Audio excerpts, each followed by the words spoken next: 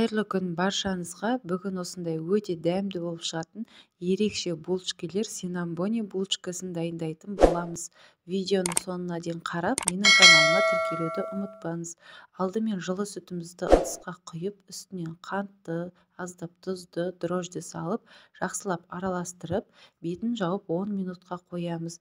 Дрожж осылай көтеріледі, үстінен жұмыртқаны саламыз және де бір жұмыртқаның ағын қосамыз. Жақсылап тұрып, венчикпен араластырамыз. Одан кейін үстінен жылы сары майды құямыз. Сары майды міндетті түрде еріту қажет. Жақсылап араластырып, үстінен електен өткізіп, ұнымызды саламыз. Ұнды міндетті түрде өлшеп салу қажет.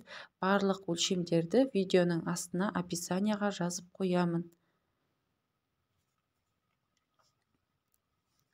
Осылай қолымызбен қамыр илейміз. Қамыр кішкене қолға жабысқақтау болады.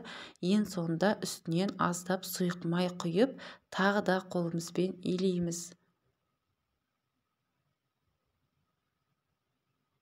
Мінекей қамыр дайын болды. Енді бетін жауып, жылы жерге жарты сағатқа көтерілгенге дейін қойып қоямыз. Оған дейін ортасына салатын корицаны дайындаймыз. Бізге осындай корица қажет және де қант қажет болады. Жақсылап екеуін араластырып аламыз. Мінекей біздің қамырымыз көтерілді. Осындай үлпілдеп әп-әдемі болып көтеріледі. Енді барлық қамырымызды қолымызға аздап май жағып алып, столдың үстіне қоямыз. Және де оқтаудың көмегімен жаямыз. Ешқандай да ұн сеппейміз, тек қана қолымызды аздап майлаймыз.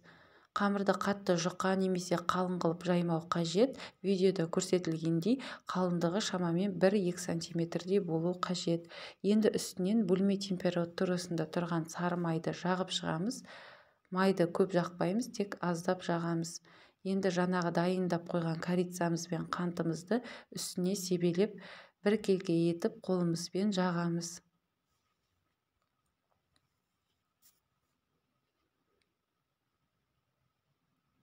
Бұл булочкалар корицамен дайындалатын болғандықтан өте ерекше дәмді болып шығады. Енді осылай рулетик қылып ораймыз және жан-жағын осылай қысып жабамыз.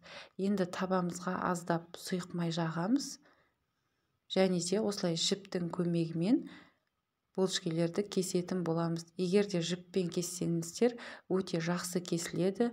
Сондықтан жіппен кесуге кеңес беремін. Осылай барлығын кесіп аламыз.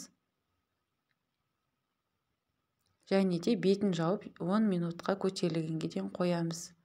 Мінекей кішкене булочкаларымыз көтерілді. Енді жаңағы алып қойған жұмыртқаның сарысын үстінен жағамыз. Егер де сіз үстінен піскеннен кейін крем жағатын болсаңыз, жұмыртқаның сарысын жақпасаңыз болады. 170 градуста 30 минут көлемінде пісіреміз. Мінекей булочкалар дайын, өте дәмді болып шықты. Жасап көруге кеңес беремін.